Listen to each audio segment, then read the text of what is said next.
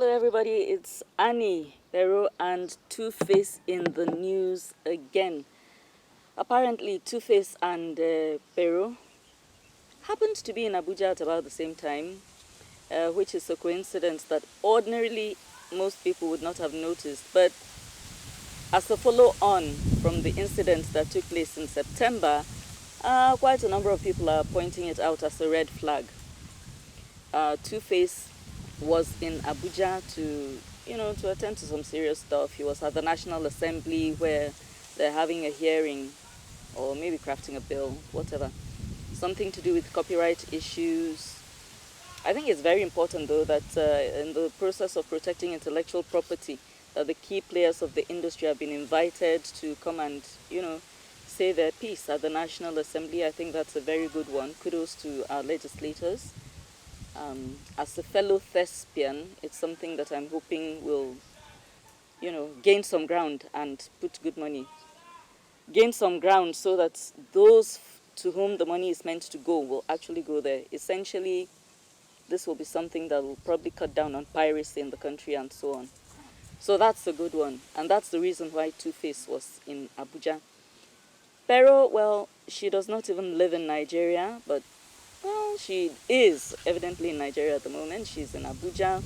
I don't know if she's still in Abuja as at the time this video is being made, but she was in Abuja at around the same time Two-Face was in Abuja, and it became a big deal, largely because she didn't necessarily go out of her way to keep it private.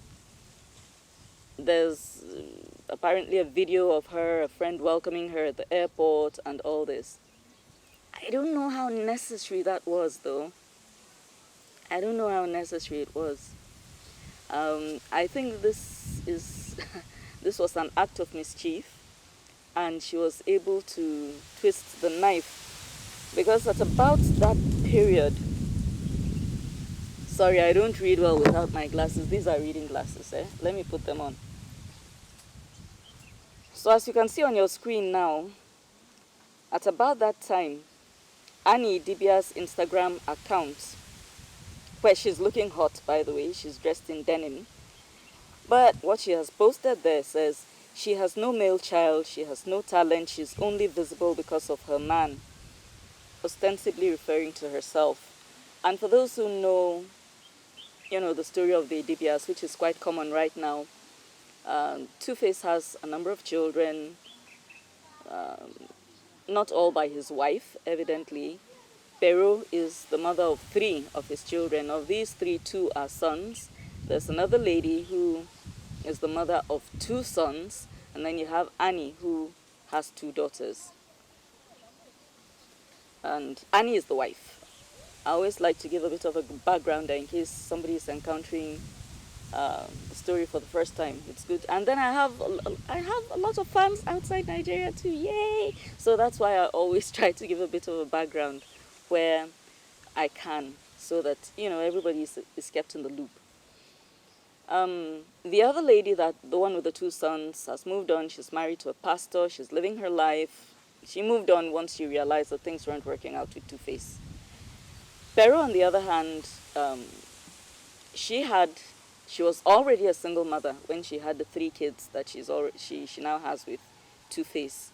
Westerners might not think this is a big deal.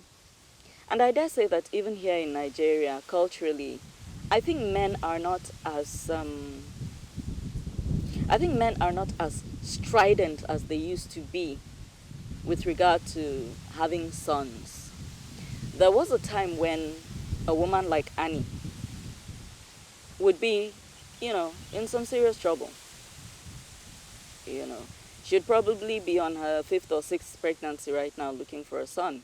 That is, if none had come yet. I know of a particular family whose name I will not mention now, where there are 12 kids. And the person out of that 12 that happens to be my friend from way back was the guy. He was number 11. So you could tell that those 10 girls were born because they were looking for this guy. And after him, they tried their luck again, and it was another girl, so his mom finally quit having babies. But that's how important it can be. Luckily, in modern day times, it's not such a huge issue anymore.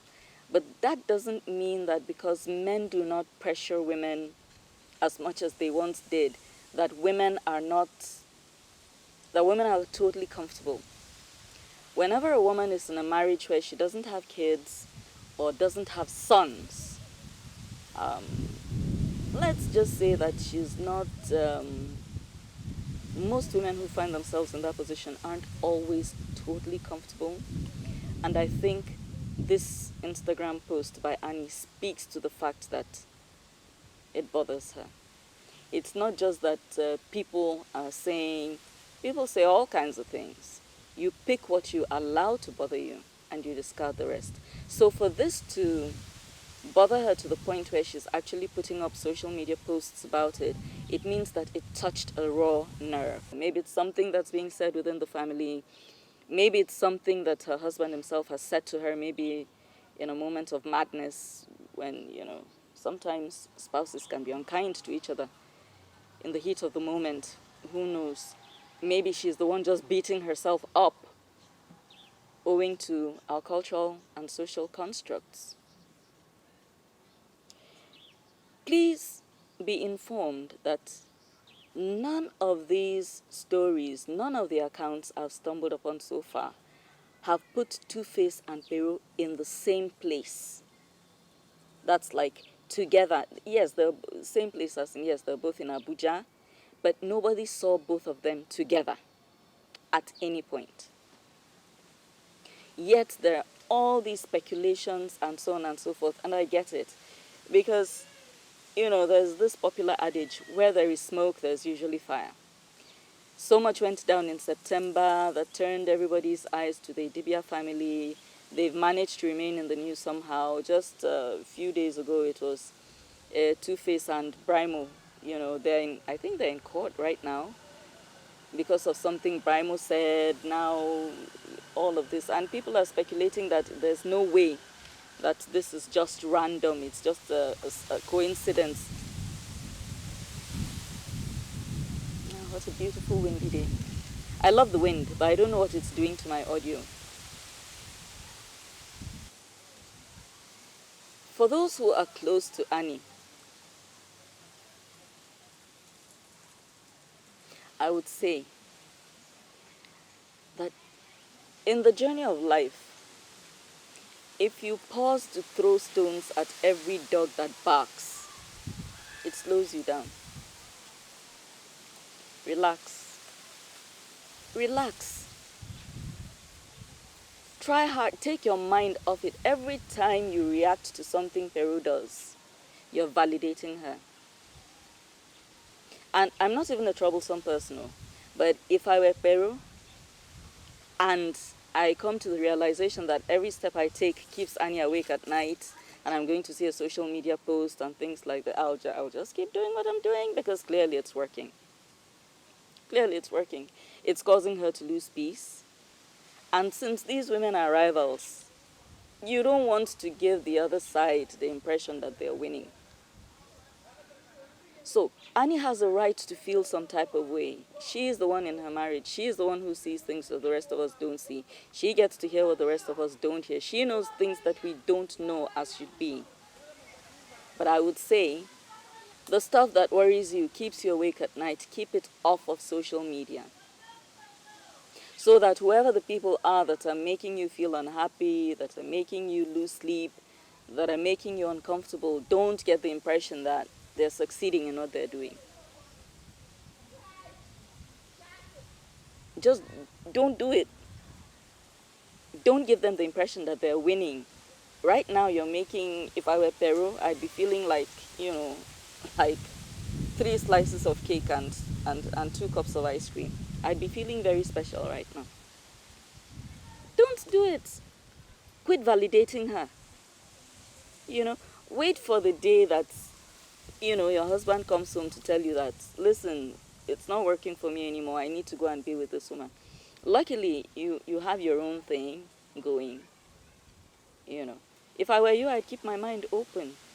Marriage is a journey. It takes all kinds of twists and turns. But don't develop BP issues over something that might actually be nothing. You cannot stop Peru from coming anywhere. You cannot stop her from going wherever she wants to go to. The children are with her. This man cannot cut himself off completely from his children. And if she's the mischievous type and if he's the weak kind of person, a lot could go down. So it's something that you need to, whatever you were doing before was working. I think you got frustrated, you started talking, you're speaking up, but you're speaking up to the wrong audience. You're just providing social media too much fodder right now. There must be other ways that you can handle your insecurities and all the other things that are making you fearful right now, because that's how you're coming off. And the fear might not be unfounded. There might actually be something genuine there. For my part, all I'm saying is keep it out of social media. Don't make Peru start feeling funky. And whoever her allies are, keep your privacy. Keep this stuff private for now. Keep it private for now. Certainly your Instagram post does not refer to her in any way, but the fact that that post is sad. That post sounds like you're not in a very good emotional place right now, which we all go through as human beings. But the fact that the post came out